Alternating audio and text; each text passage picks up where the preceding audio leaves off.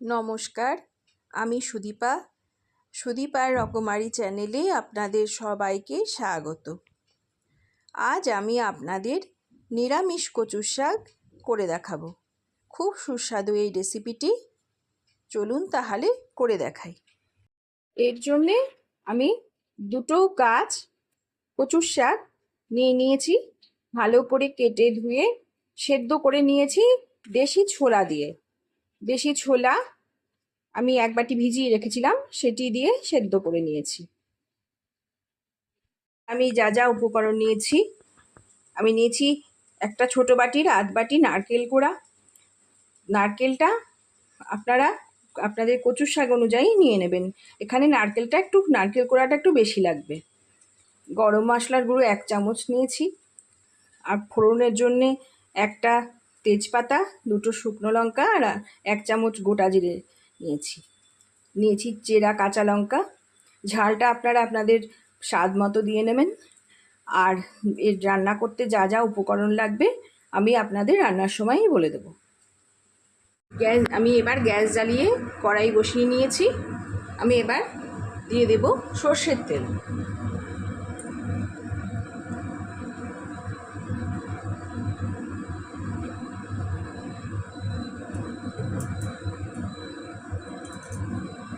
তেল গরম হয়ে গেছে। এবার আমি দিয়ে দিলাম ফোড়নের তেজপাতা আর শুকনো লঙ্কা, আর দিলাম গোটা জিরে।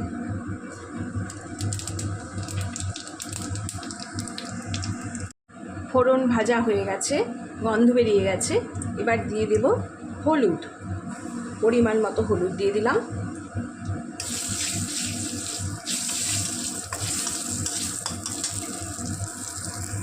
এবার দিয়ে দেব আমার নারকেল কোড়াটা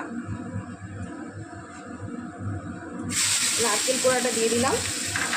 নারকেল কোড়াটা দিয়ে ভালো করে এটাকে নাড়তে হবে, লাল করে ভেজে নিতে হবে নারকেলটা। যতক্ষণ না পর্যন্ত নারকেলটা লাল হয়ে ভাজা হয়ে যায় ততক্ষণ পর্যন্ত নেড়ে যেতে হবে। নারকেলটা কিন্তু খুব ভালো করে ভেজে নিতে হবে বন্ধুরা। নারকেলের এই ভাজা গন্ধতেই কচুর শাকের টেস্টটা বেড়ে যায়। খুব সাধারণভাবে এই নিরামিষ কচুর শাক করছি, আপনারা আপনাদের মতো করে থাকেন, কিন্তু আমি এটা খুবই সামান্য উপকরণ দিয়ে ঘরে থাকা তাই দিয়েই করছি, কিন্তু খেতে অপূর্ব টেস্ট হয়। নারকেলটা খুব ভালো করে ভেজে নিতে হবে লাল করে। আমার নারকেলটা ভাজা হয়ে গেছে। এবার আমি কচুর শাকটা দিয়ে দিলাম। নারকেল কোড়ার সাথে কচুর শাকটা ভালোভাবে নেড়ে মিশিয়ে নিতে হবে। দেখুন এইভাবে সমানে নেড়ে যেতে হবে। কচুর শাক আর নারকেল কোড়া যেন সম্পূর্ণ ভালোভাবে মিশে যায়। দেখুন এইভাবে ভালোভাবে নাড়তে হবে, সমানে নেড়ে যেতে হবে। এবার আমি এর মধ্যে দিয়ে দেব পরিমাণ মতো নুন। পরিমাণ মতো নুনটা দিয়ে দিলাম।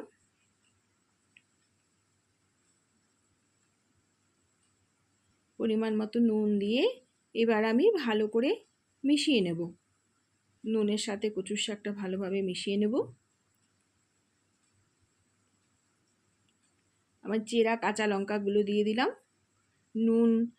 নুন কচুর শাকের সঙ্গে ভালোভাবে মিশিয়ে নিয়ে এইভাবে নেড়ে যেতে হবে। কচুর শাকের মধ্যে যেন একটুও জল না থাকে বন্ধুরা, সেইভাবেই আপনারা নেড়ে যাবেন। জল থাকলে কিন্তু এই কচুর শাক খেতে ভালো লাগবে না। সম্পূর্ণ জল টেনে গেলেই এই কচুর শাকের অসাধারণ টেস্ট হবে। সেই জন্যে আমি এবার গ্যাসটাকে মিডিয়ামে রেখে আমি একটি ঢাকনা দিয়ে ঢেকে দিলাম, যাতে জলটা টেনে যায়। আমি এবার ঢাকনা খুলে চলে এলাম। দেখুন জল অনেকটাই টেনে গেছে। এবার সমানে নেড়ে যেতে হবে। এবার আমি গ্যাসের আঁচটা একটু বাড়িয়ে তারপর আমি সমানে নেড়ে যাব।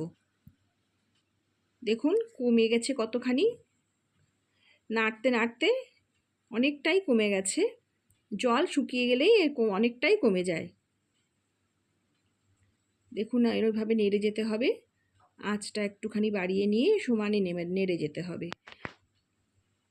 একবারে শুকিয়ে যাবে জলটা, তখনই খেতে খুব টেস্ট হবে। এভাবে নেড়ে যেতে হবে সমানে।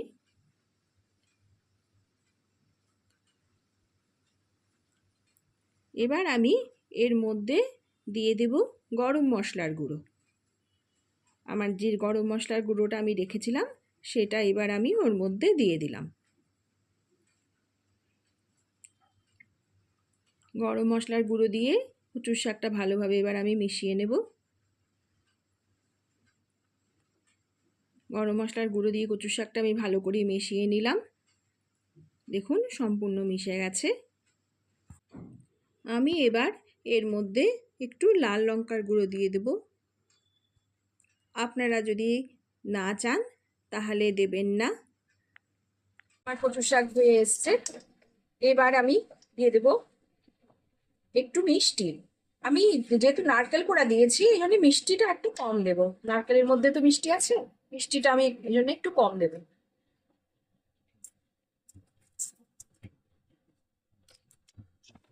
মিষ্টিটা দিয়ে এবার আমি নাড়িয়ে নিচ্ছি।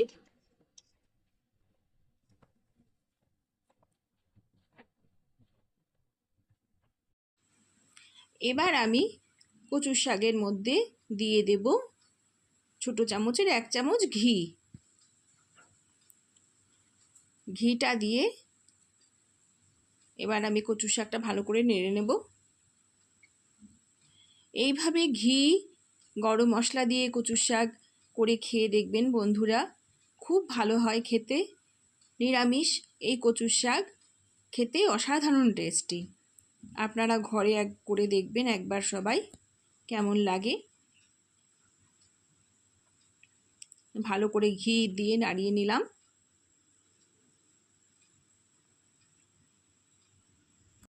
দেখুন আমার কচু শাক সম্পূর্ণ রেডি। রং চেঞ্জ হয়ে গেছে, একদম জল টেনে গেছে। এবার আমি নামিয়ে নেব।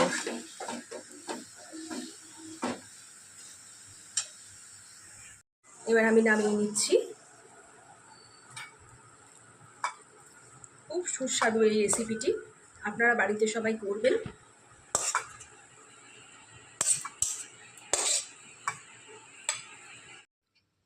আমার কচুর শাক প্লেটে নেওয়া হয়ে গেছে। খুব সুস্বাদু এই রেসিপিটি, আপনারাও বাড়িতে সবাই ট্রাই করে দেখবেন, খুব ভালো লাগে খেতে। এতক্ষণ আমার সঙ্গে যে সব বন্ধুরা ধৈর্য ধরে রয়েছেন তাদের জানাই অনেক অনেক ভালোবাসা। ভালো থাকবেন সবাই, সুস্থ থাকবেন। ধন্যবাদ।